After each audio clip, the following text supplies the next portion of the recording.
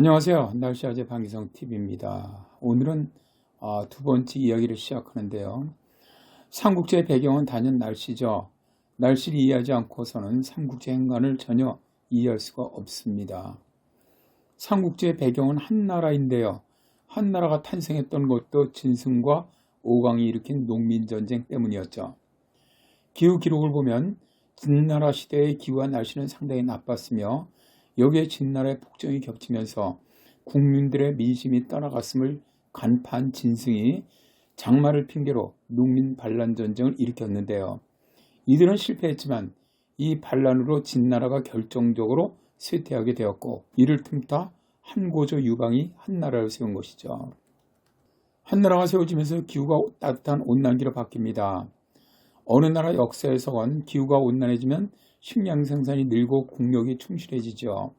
이를 바탕으로 한나라는 한무제 등 걸출한 황제들이 나오면서 북방의 돌궐까지 패배시켜 이전 중국 왕조들의 유목민족에 대한 원한을 갚습니다.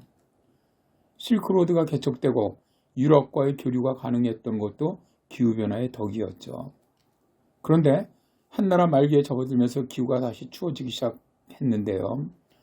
당시의 기온은 연평균 기온이 오늘날보다 1도 이상 낮았던 것으로 추정됩니다. 최근 지구온난화로 인해 2도 상승하면 엄청난 대재앙이 올 것이라는 기후학자들의 말을 참고한다면 평균 1도 하강의 영향은 엄청났을 것으로 보입니다. 또한 당시 몹시 가물었다는 기록도 자주 나오는데요. 한서에 한성제 영시 3년 여름 큰 가뭄이 들었다라는 기록도 있습니다. 전한 말기에 여러 해 동안 계속 큰 가뭄이 들면서 백성들은 남쪽으로 대이동을 시작하게 되지요. 나라가 피폐해지면서 왕망이 한나라를 멸망시키고 신나라를 세웠습니다. 그러나 왕망 시대도 여전히 계속 가물고 여름에도 서리가 내렸다고 해요. 동관 한기에 왕망 말기 이래 매년 천하가 가물고 서리가 내려 모든 곡식이 여물지 않았다는 기록이 나오거든요. 왕망이 세운 신나라를 날씨가 도와주지 않으므로 15년 만에 신왕조도 멸망하고 맙니다. 왕망의 신왕조가 멸망 후 세워진 나라가 후한입니다. 그러나 후한 시대도 가뭄은 더욱 심각해졌고 민생은 갈수록 궁핍해져 전국의 거의 모든 곳에서 반란이 일어났는데요.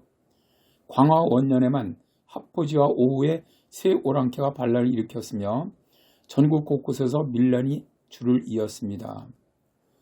나라가 망할라 치면 이상한 기상현상이 나타나는 것은 고대에 흔히 있었던 일로 후한 말에도 똑같았습니다.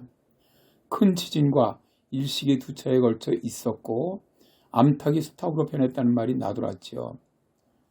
실제 암탉이 수탉으로 변할 일은 없었을 것이고 그만큼 민심이 흉흉하다 보니 별 해견 소문이 나돌았을 겁니다. 광화 6년에 접어들면서는 봄부터 가뭄이 극심해 천하에 대기근의 조짐까지 보였음에도 통치 세력들의 욕심은 끝이 없었죠. 매관 매직과 피비린내 나는 권력 투쟁이 이어지면서 지방 호족들의 가혹한 수탈로 먹을 것이 없는 백성들은 굶어 죽어갔고 전염병이 창궐하면서 농민들은 고향을 떠나 유민이 되었습니다. 결국 황건적이 봉기하면서 후한이 멸망하게 되는데요. 삼국지는 날씨로 인해 100년간 이어진 백성들의 고통과 봉기와 난리 속에 태어났다고 해도 과언이 아닙니다. 황건적의 난을 평정하기 위해 영웅들이 역사의 전면에 나타나면서 역사서에서 최고라 일컬어지는 삼국지가 탄생한 것이죠. 자, 다음 주에는 황건적 이야기를 들려드리도록 하겠습니다. 그리고 오늘은 재미있는 이야기를 하나 팁으로 소개하겠는데요. 술은 먹으면 약보다 낫다라는 말입니다. 한나라를 멸망시키고 신이라는 왕조를 세운 사람이 왕망인데요. 그는 현실보다는 이상에 가까운 정치를 펼치려고 했죠. 고대의 가히 혁명적이라 할 수 있는 패러다임으로 개혁한 그는 밭을 공유하고 노예 매매를 금지를 했는데요.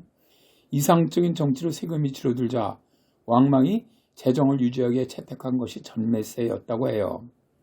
국가에서 소금과 철, 술을 독점 판매하면서 받는 세금인데 왕망은 전매 물품을 많이 팔기 위해 현대적인 광고 마케팅을 도입을 했죠. 그중 하나가 술은 백약의 우두머리라는 말로 술을 많이 먹어야 건강하다는 이 선전 문구는 세상의 술꾼들에게는 최고의 명언이 되었다고 해요.